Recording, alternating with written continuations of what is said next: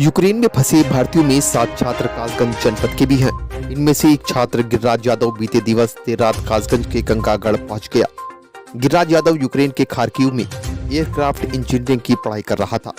आपको बताते चले 20 फरवरी के बाद यूक्रेन में हालात लगातार खराब होते चले गए और हजारों भारतीय छात्र वहां युद्ध के हालातों के बीच फंस गए। यूक्रेन के खार्किव में एयर टेक्नीशियन की शिक्षा ले रहे गंगागढ़ के छात्र गिरिराज यादव की वतन वापसी हो गई है। वह रूस के हमले के मुख्य केंद्र खार्किव में फंसे हुए थे।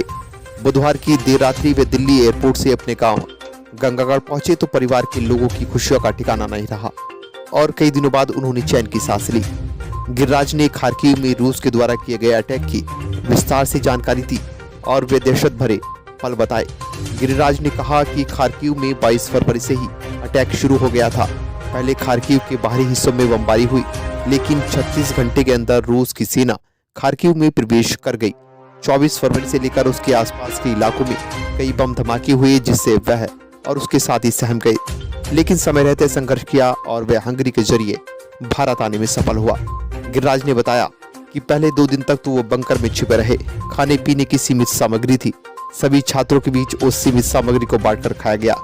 इसके बाद खाद्यान्न की सामग्री खत्म हुई तो फिर कभी चॉकलेट मिली या बिस्किट, जो मिला उससे काम चलाया।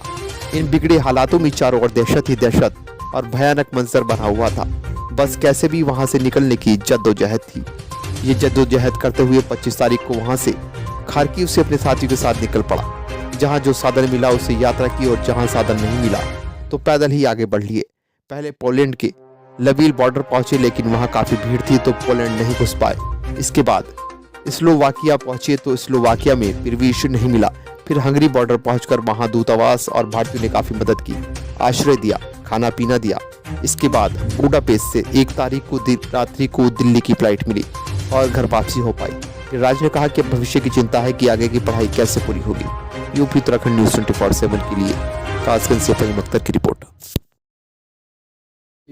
जो कि पोलैंड के बॉर्डर के पास है, वहाँ तक लेकर जाएगी, लेकिन वहाँ तक तो नहीं जा पाई। बीच में कीव से पहले ही, मतलब खार्किव से लगभग 150 किलोमीटर पे एक शहर है पोल्टावा करके, वहीं तक हमला हो गया सर। हाँ, हमला तो अब सब जगह लगातार होता जाएगा कीव तक।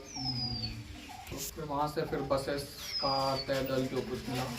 लिविव पहुँचे। लिविव में जाके वहाँ पे भीड़ मिली, वहाँ पे लोग पहले से बहुत थे।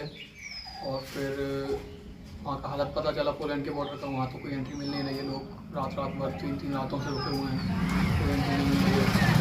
फिर वहाँ से डिसाइड किया और सर्च किए, मैप पे लोगों से बात की, तो वहाँ से डिसाइड किया स्लोवेकिया बॉर्डर चलते हैं। स्लोवेकिया बॉर्डर पहुँचे, वहाँ पे भी कोई एंट्री नहीं थी। पेडेस्ट्रियंस को कोई एंट्री नहीं थी वहाँ पे। या तो आपको अपनी गाड़ी हो या बस हो या कैसे भी हो तब एंट्री मिल सकती है। उसके बाद फिर वहाँ से हंगेरियन बॉर्डर पास में था, वहाँ पहुँचे। तो फिर वहाँ से ट्रेन्स थी। तो मुझे तो कंसल्टेट मिल गई थी, एक इंडियन कंसल्टेट से मैंने कॉन्सल्ट किया था। तो वहाँ पे एक शहर है उजगोरद नाम का, तो वहाँ पे इंडियन यूनिवर्सिटी है, तो वो लोग शेल्टर दे रहे थे जो भी कोई लोग आ रहे थे वहाँ से। वहाँ पे एम्बेसी के भी कॉन्टैक्ट थे, तो एम्बेसी वहाँ से बसेस भेज रही थी। क्योंकि वहाँ से हंगेरियन बॉर्डर लगभग 3-4 किलोमीटर, स्लोवेकियन बॉर्डर भी 4-5 किलोमीटर ही है। तो फिर वहाँ पर रुका था मैं 1 दिन। उसके बाद फिर बसेस वहाँ से फिर हंगरी क्रॉस किया। बॉर्डर क्रॉस करने में लगभग 24 से 25 घंटे लग गए थे, 30 घंटे। फिर उसके बाद खार्किव में एक स्टूडेंट खत्म हुआ था। हाँ जी, रात में करना